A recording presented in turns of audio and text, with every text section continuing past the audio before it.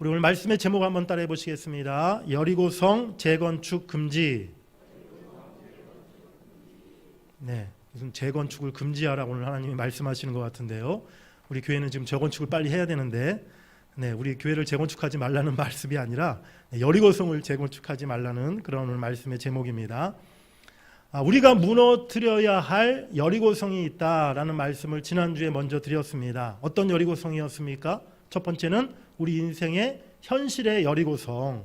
우리 인생을 살아가면다가 우리 힘으로 해결할 수 없는 그러한 어려운 문제들을 만났을 때 그것을 우리가 하나님의 도움을 받아 하나님의 능력으로 우리가 무너뜨려 주시기를 기도해야 한다라고 그렇게 말씀을 드렸어요.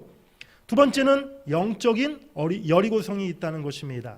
갖가지 이 시대의 여러 우상과 또 미신들, 성경에 어긋나는 그러한 잘못된 가치관과 헛된 사상들, 정욕과 쾌락 속에 타락한 이 시대의 세상 문화들, 그 모든 것들을 우리 가정과 우리 사회 곳곳에서 완전히 몰아내도록 우리가 더 힘써야 한다는 것이죠. 오늘 한 가지 더 우리가 무너뜨려야 할 여리고성이 있는데요. 그것이 무엇입니까? 우리 첫 번째로 따라해 보시겠습니다. 내 안에 있는 여리고성. 우리 안에 있는, 우리 마음속에 있는 여리고성이 또 하나 있다는 거예요.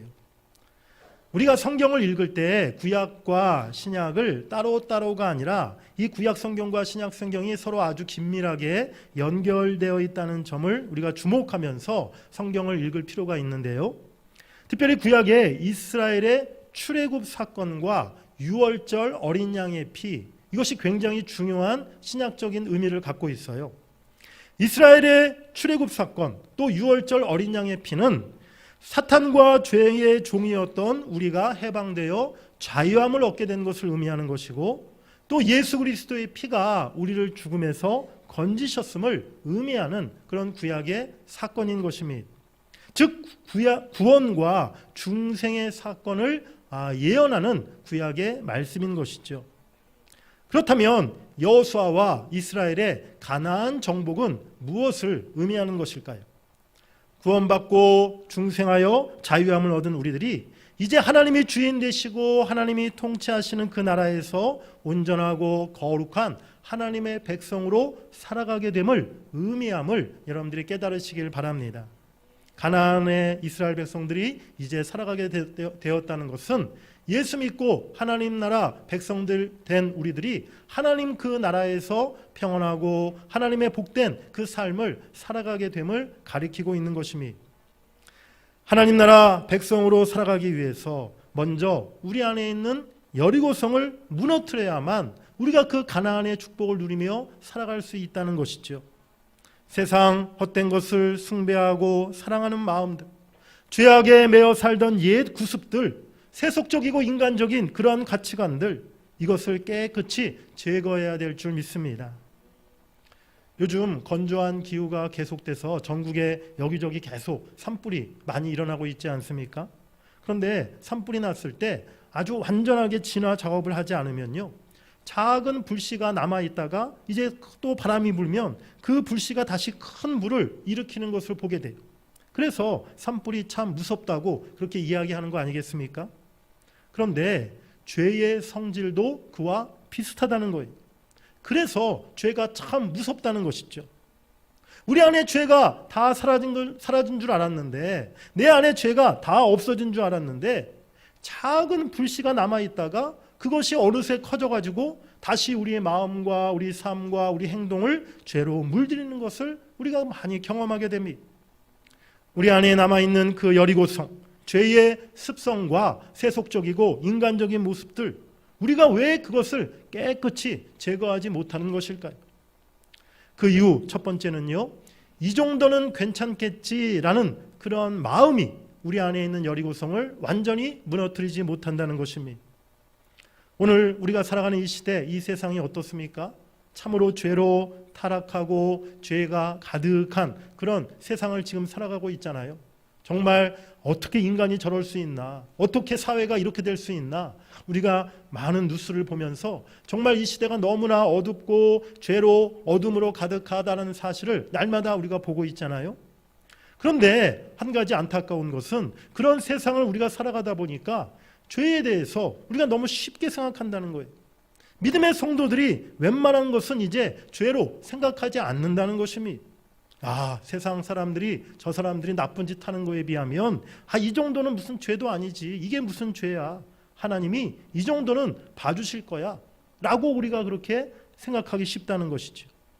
그러면서 여전히 내 안에 있는 그 죄의 습성을 완전히 버리지 못하고 그냥 적당히 그렇고 그런 신앙인으로 살아가는 그런 모습으로 우리가 신앙생활을 할 때가 있다는 사실이에요. 하지만 여러분, 분명히 우리가 알아야 될 것이 있습니다. 하나님은요, 우리의 거룩함의 기준을 세상 사람들에게 두고 있는 것이 아니라는 거예요. 우리가 예수 믿지 않는 세상 사람들에 비해서 좀 더 정결하고 좀 더 거룩하다고 해서 그래, 너희 괜찮아, 그 정도면 합격이야, 그 정도면 나의 백성으로 충분해, 하나님이 그렇게 여겨주시지 않는다는 것이죠. 하나님은 우리 거룩함의 기준을 어디에 두고 계십니까? 그것은 하나님 자신의 그 기준을 두고 계심을 우리가 깨달아야 될 줄 믿습니다. 우리 베드로전서 1장 15절 16절 한번 읽어보시겠습니다. 시작. 거룩한 이처럼 너희도 모든 행실에 거룩한 자가 되라. 기록되었을 때 내가 거룩하니 너희도 거룩할지어다 하셨느니라. 아멘.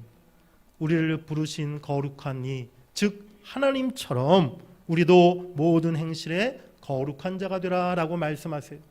우리의 거룩함의 기준은 하나님께 있음을 우리가 잊지 말아야 될 줄 믿습니다. 사랑하는 여러분들, 하나님은요, 우리 안에 있는 여리고성을 적당히가 아니라 완전히 파괴하고 완전히 진멸하라 라고 그렇게 명령하고 계시는 거예요. 우리 안에 남아있는 모든 죄와 더 치열하게 싸우라고 말씀하고 있는 줄 믿습니다. 히브리서 12장 4절 말씀에 보면 너희가 죄와 싸우되 아직 피 흘리기까지는 대항하지 아니하고 라고 말씀하고 있어요. 죄와 더 치열하게 싸워야 한다는 것이죠. 피 흘리기까지 싸워라. 그야말로 내 생명을 걸고 죄와 싸워서 우리의 거룩함을 지켜야 한다라고 성경은 말씀하고 있는 것입니다. 중세 카톨릭에서는 죄를 가벼운 소죄와 무겁고 치명적인 대죄로 이렇게 구분하였어요. 그래서 아주 큰 죄, 치명적인 죄를 범하면 반드시 고해성사를 한다거나 금욕을 한다거나 고행을 한다거나 아주 많은 자선을 해야 그 죄에 대한 보상을 치를 수 있다 이야기했고요. 비교적 아주 사소하고 가벼운 죄는 그저 주기도문 한번 외운다든지 아니면 성수를 이렇게 뿌려준다든지 하면은 씻음 받을 수 있다라고 그렇게 주장했습니다. 그 부분에 대해서 종교개혁자 존 칼빈이 기독교 강요에서 아주 강하게 비판했는데요. 죄는 더 크고 작은 것이 없다. 가벼운 죄, 사망에 이를만 하지 않는 그런 죄는 없다라고 그렇게 이야기했습니다. 야고보서 2장 10절 말씀에도 누구든지 온 율법을 지키다가 그 하나를 범하면 모두 범한 자가 되나니라고 말씀하고 있어요. 9가지 잘 지키다가도 한 가지 어기면요, 10가지 다 어긴 사람과 결국 마찬가지로 죄를 지은 사람이 된다는 그러한 말씀이라는 거예요. 이 정도는 괜찮겠지, 이 정도는 봐주시겠지, 그런 죄가 없다는 사실입니다. 모든 죄의 결과는 동일한 거예요. 바로 심판이요 사망이라는 사실을 우리가 분명히 기억해야 될 줄 믿습니다. 그렇기 때문에 우리가 그 어떠한 죄라도 절대로 가볍게 여기거나 그 죄가 내 안에 계속 머물게 해서는 안 될 줄 믿습니다. 내 안에 있는 크고 작은 죄, 그 모든 것을 다 몰아내고 우리가 죄와 싸워 승리하기까지 더욱더 힘쓰고 애쓰는 그러한 신앙생활을 우리가 해야 될 줄 믿습니다. 두 번째, 우리 안에 남아있는 죄의 여리고성을 완전히 제거하지 못하는 이유, 그것은 우리의 마음이 무감각해져 있기 때문이라는 거예요. 가난이라는 것이요, 사람을 참 힘들게 하고 아프게 만듭니다. 그래서 사람들은 가난을 참 괴로워하고 또 아파해요. 그래서 어떻게든지 가난을 이겨내기 위해서 노력하고 애쓰는 거 아니겠습니까? 나는 가난하게 살았지만 그래도 우리 자녀들은 그 가난을 물려주지 않게 하기 위해서 부모들이 정말 노력하고 또 열심히 일하는 거 아니겠습니까?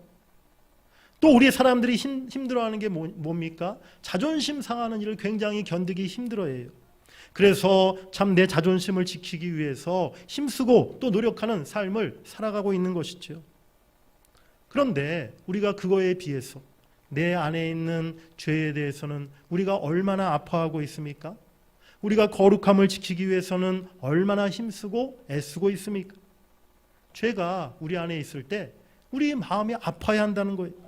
죄가 늘 불편하게 여겨져야 된다는 것입니다. 죄로 내가 더럽혀지고 있는 것을 느끼면 그것을 괴롭게 여기고 참으로 수치스럽게 여겨야 한다는 것이죠. 그래야만 우리가 죄와 치열하게 싸우고 그 죄에서 벗어나려고 몸부림치게 되는 것입니다.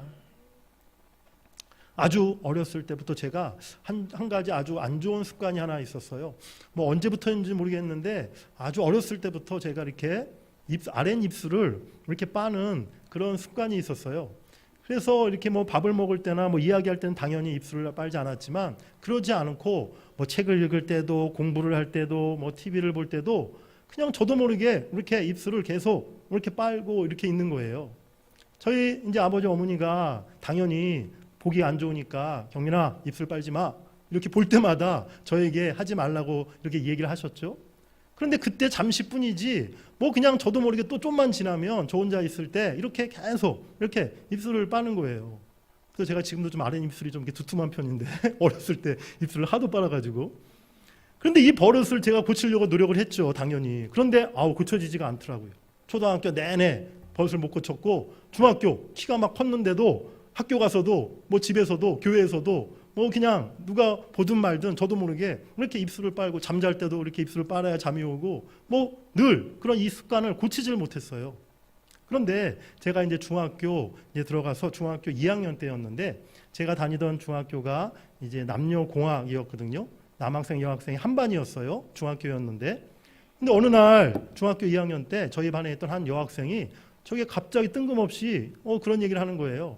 경민아, 너는 왜 공부할 때나 이렇게 교실에 앉아가지고 자꾸만 이렇게 입술을 빨고 있니? 너 입술 빨고 있는 모습 보면 되게 바보처럼 보여. 그런 얘기를 하는 거예요. 제가 그 여학생 말에 얼마나 창피하고 또 마음에 충격을 받았는지 뭐 남학생이 얘기했으면 별로 대수롭지 않게 여겼을 텐데 여학생이 저한테 그런 얘기를 하니까 한참 또 중학교 2학년 때 예민하고 사춘기 때 또 여학생들에게 좀 잘 보이고 싶을 때 그럴 때 아닙니까? 그런 때에 여학생이 저한테 그런 말을 하니까 너 참 바보같이 보인다고 그런 얘기를 하니까요. 너무 창피하고 또 제가 지금은 잘 기억이 안 나는데 어쩌면 제가 그 여학생을 좀 이렇게 좋아하는 마음을 가지고 있었는지도 모르겠어요. 그날 집에 돌아와가지고 제가 거울을 보면서 이 바보야, 이 멍청아, 왜 입술을 그걸 빨고 있었니? 그 창피한 줄도 모르고 바보처럼 왜 그러고 있었니 너는? 제가 얼마나 제 자신을 참 한탄하고 입술을 이걸 막 제 입을 얼마나 내리쳤는지 손바닥으로 제가 그날부터요 이 버릇을 고치려고 정말 무진장 노력을 했습니다. 저도 모르게 입술을 빨고 있으면 막 입술을 꼬집고 막 때리고 너 절대 이러면 안 돼. 너 그럼 바보가 되는 거야. 그러면서 제가 이 버릇을 고치려고 정말 노력을 했다는 거예요. 그래서 정말 10년 넘게 제가 이 버릇을 고치지 못했는데 그 여학생이 한마디 말 듣고 한 달도 안 돼서 제가 그 버릇을 완전히 고쳤다는 것이죠. 그렇습니다. 우리 안에 있는 죄가 우리에게 참 부끄럽고 수치스럽게 느껴져야만 우리가 그 죄를 완전히 버리고 그 죄를 완전히 씻어버릴 수 있다는 것이죠. 하나님은 오늘 우리 안에 있는 여리고성 모든 죄의 근성, 악의 뿌리, 옛 구습들을 철저히 버리고 제거할 것을 우리에게 명령하십니다. 죄악의 땅 여리고성이 하나님의 성이 되기 위해서 먼저 그 성에 죄악된 모든 것을 깨끗이 제거해야 하라고 하나님이 명령하셨다는 거예요. 우리가 아직도 죄가 주는 즐거움과 쾌락을 버리지 못하고 미련을 남겨두고 있지는 않습니까? 내 안에 있는 죄가 너무 오래되고 지속되어서 그냥 그것을 아무렇지도 않게 느끼고 있는 것은 아닙니까? 죄에 대해서 더 우리가 민감한 반응을 보여야 될 줄 믿습니다. 죄로 인해 괴로워하고 아파할 수 있는 그런 여러분들 되시기를 바랍니다. 우리 시편 38편 1절부터 4절 다윗의 기도문을 우리 함께 같이 읽어보시겠습니다. 여호와여, 주의 노하심으로 나를 책망하지 마시고 주의 분노하심으로 나를 징계하지 마소서. 주의 화살이 나를 찌르고 주의 손이 나를 심히 누르시나이다. 주의 진노로 말미암아 내 살에 성한 곳이 없사오며 나의 죄로 말미암아 내 뼈에 평안함이 없나이다. 내 죄악이 내 머리에 넘쳐서 무거운 짐 같으니 내가 감당할 수 없나이다. 아멘. 오늘 다윗은 자신이 범죄한 후에 그 죄로 인한 괴로움, 그 고통의 마음을 이렇게 기도로 담고 있어요. 우리에게도 이런 마음이 있어야 될 줄 믿습니다. 내 안에 죄가 있을 때, 내가 범죄함을 깨달았을 때 참으로 괴로워하고 고통스러워 여기는 그런 마음을 우리가 가져야만 이제 우리 안에 있는 모든 죄의 여리고성을 우리가 완전히 제거하게 될 줄 믿습니다. 세 번째, 우리 안에 있는 죄의 여리고성을 우리가 완전히 제거하지 못하는 또 하나의 이유가 있는데요. 아예 애초부터 죄와 싸울 의지가 없기 때문이라는 거예요. 그야말로 전의를 상실했기 때문이라는 것입니다. 왜 우리가 자꾸 넘어지고 실수하고 죄의 유혹에 빠집니까?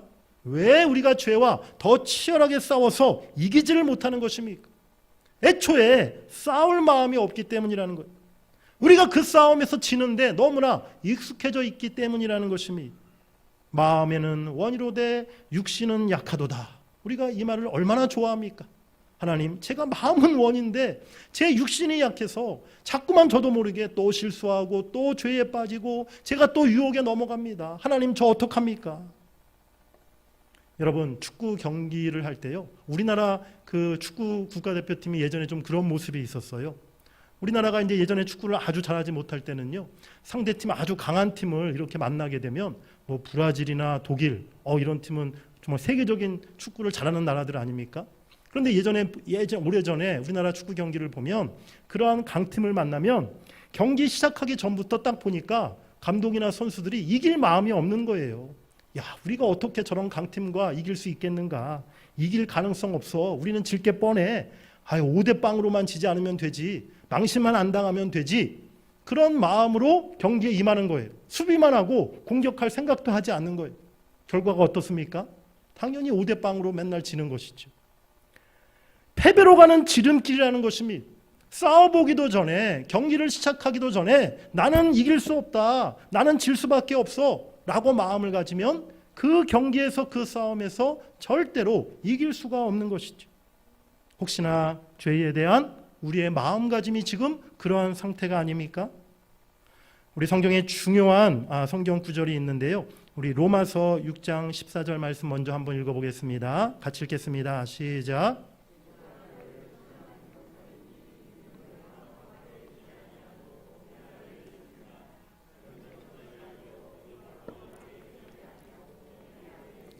죄를 지으리오 그럴 수 없느니라. 아멘. 우리 한 구절 더 읽겠습니다. 요한일서 3장 9절 시작. 하나님께로부터 난 자마다 죄를 짓지 아니하나니 이는 하나님의 씨가 그의 속에 거함이요 그도 범죄하지 못하는 것은 하나님께로부터 났음이라. 아멘. 예수 믿고 거듭나서 은혜 아래 있는 사람, 하나님께로부터 난 사람은요, 죄를 지을 수 없다라고 로마서 6장 말씀, 또 요한일서 3장에 분명히 말씀하고 있어요. 우리가 다 예수 믿고 거듭난 사람들 아닙니까? 우리 안에 성령 하나님이 계시지 않습니까? 그런 우리들은 더 이상 죄를 지을 수 없다는 거예요. 이 말씀의 의미가 과연 무엇일까요? 예수 믿고 거듭나면 우리가 절대로 죄를 짓지 않고 우리가 완벽한 의인이 된다는 그런 말씀일까요? 여러분들 예수 믿고 나서, 거듭나고 나서 지금까지 죄 한 번도 안 졌습니까? 나는 정말 완벽한 의인이 되었다, 자신 있게 말할 수 있습니까? 그건 의미가 아니라는 것이죠. 오늘 이 성경 구절, 바로 죄를 짓지 아니하나니 라는 말씀은요, 우리가 예수 믿고 나서 완전히 죄를 짓지 않는 그런 의인이 됐다라는 그런 의미가 아니에요.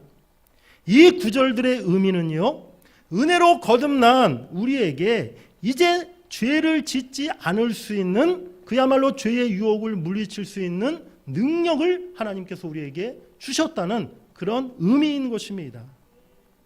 우리가 원래 죄의 종, 사탄의 종 아니었습니까? 율법에 매여 있던 사람들 아니었습니까? 그런 우리가 그리스도 예수를 통해서 십자가 은혜로 구원받고 죄와 율법에서 자유함을 얻게 되었어요. 더 이상 죄의 권세에 끌려다니는 죄의 종의 모습이 이제 아니라는 것입니다. 우리가 죄의 종이었을 때는요, 아무리 내가 원해도, 내 마음이 원해도 우리는 도저히 죄에서 벗어날 수 없었어요. 내 의지와 상관없이 그냥 우리는 사탄이 시키는 대로 사탄의 죄의 종이었기 때문에 그냥 날마다 그냥 무의식적으로 죄를 지며 살아갈 수밖에 없었다는 것이죠. 하지만 이제 우리는 더 이상 죄의 종의 신분이 아니라는 거예요. 얼마든지 내가 죄와 싸워서 거룩함을 지킬 수 있는 능력이 우리 안에 있다는 사실을 여러분들이 깨달으시길 바랍니다. 주님께서 저와 여러분들에게 그와 같은 능력을 주신 거예요. 우리가 얼마든지 죄와 싸워 이길 수 있는 능력을 갖고 있다는 사실입니다.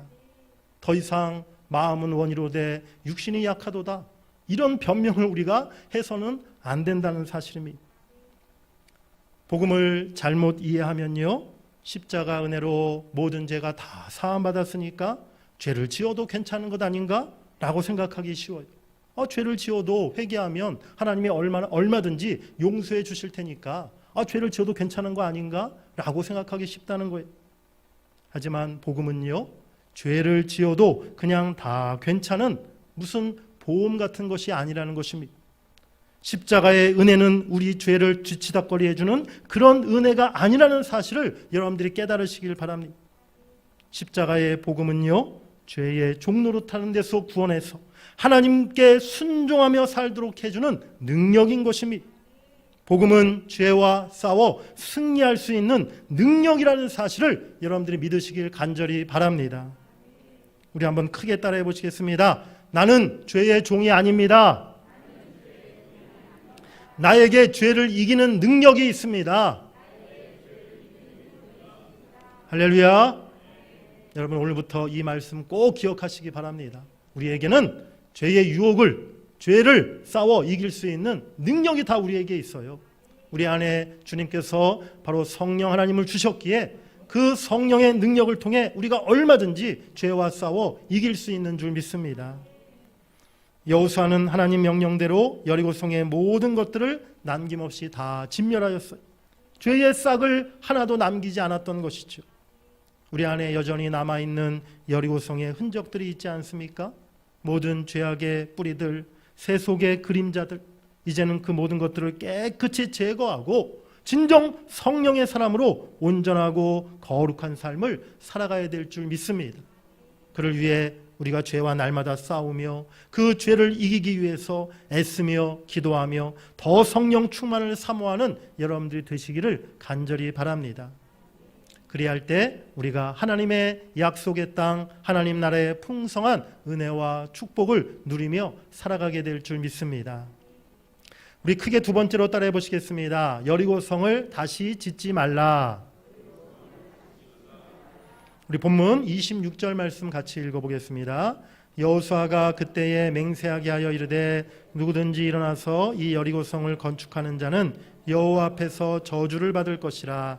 그 기초를 쌓을 때에 그의 맏아들을 이를 것이요 그 문을 세울 때에 그의 막내 아들을 이르리라 하였더라. 여호수아가 여리고성을 정복하고 나서 백성들에게 맹세하게 합니다. 이 무너진 여리고성을 다시 건축하지 말라. 여리고성을 다시 짓는 자에게는 하나님의 저주가 임할 것이다. 여리고성 재건축의 금지의 명령을 이스라엘 백성들과 모든 사람들에게 그렇게 내렸던 거예요. 그런데 500년이 지난 후에 이제 이스라엘의 왕이 세워지고 그 중에 엘리야 선지자 때 아합 왕이라는 사람이 있지 않았습니까? 그 아합 왕 시대 때 이 무너졌던 여리고성을 다시 건축하는 그런 일이 생겼어요. 우리 열왕기상 16장 34절 말씀 읽어보시겠습니다. 그 시대에 베델 사람 히엘이 여리고를 건축하였는데 그가 그 터를 쌓을 때에 맏아들 아비람을 잃었고 그 성문을 세울 때에 막내 아들 수굽을 잃었으니 여호와께서 눈의 아들 여호수아를 통하여 하신 말씀과 같이 되었더라. 아멘. 하나님이 다시 짓지 말라고, 다시 건축하지 말라고 분명히 말씀하셨는데 그 말씀을 어겼던 히엘이라는 사람이 여리고성을 다시 건축했을 때 하나님의 저주의 예언대로 그 아들들이 목숨을 잃는 그런 비극이 그에게 일어났다는 것입니다. 하나님이 무너뜨리고 멸하신 우상과 죄악의 상징 여리고성을 다시 건축하려고 했을 때 하나님이 그에게 심판을 내리셨다는 것이죠. 하나님은 여리고성이 다시 건축되는 일을 아주 싫어하셨음을 우리가 분명히 깨달아야 될 줄 믿습니다. 악한 사단 마귀는요, 자꾸만 믿는 우리들에게 옛날로 돌아가라 라고 우리를 미혹해요. 이전에 즐기던 세상 즐거움 자꾸 생각나게 만들고요, 연락이 끊어졌던 옛 세상 친구들이 자꾸 연락 오게 만들고, 이미 벗어버리고 던져버렸던 죄의 습성들 다시 살려보라 라고 이렇게 사탄 마귀가 우리 귀에 자꾸 속삭인다는 거예요. 사라져 없어져 버렸던 죄의 여리고성을 다시 세우고 다시 쌓으라고 그렇게 우리를 미혹합니다. 그래서 우리가 하나님 중심으로, 말씀 중심으로 살지 않을 때, 그리고 우리가 불순종할 때마다, 세상을 사랑하고 유혹에 빠질 때마다, 하나님을 멀리할 때마다 우리 안에 다시 또 다른 여리고성이 세워지게 된다는 것입니다. 오늘날 너무나 많은 사람들이 다시는 짓지 말라 하신 하나님의 명령을 어기고 어리석게도 여리고성을 다시 쌓아 올리고 있어요. 우리 마지막으로 베드로후서 2장 20절 이하의 말씀을 같이 한번 읽어보시겠습니다. 시작. 우리 주 되신 구주 예수 그리스도를 알므로 세상의 더러움을 피한 후에 다시 그 중에 얽매이고 지면 그 나중 형편이 처음보다 더 심하리니 의의 도를 안 후에 받은 거룩한 명령을 저버리는 것보다 알지 못하는 것이 도리어 그들에게 나으리라.